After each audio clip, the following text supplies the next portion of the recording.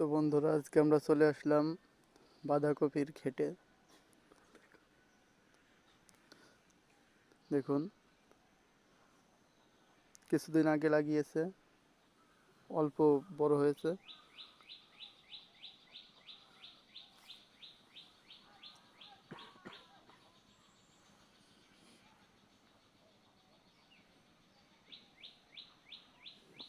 আপনাদেরকে একটা জুম করে দেখাই।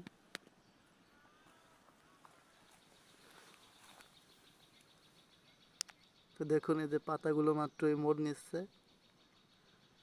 আস্তে আস্তে গাছগুলো বড় হবে আর পাতা মুড়ে একদম একটা গোলকপিতে পরিণত হবে।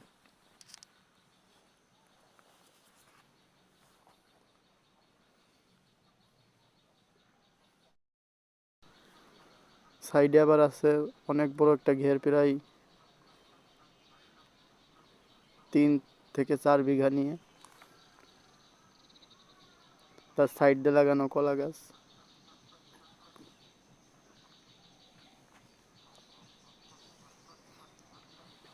একদম ওই বাড়িটার শেষ প্রান্ত পর্যন্ত।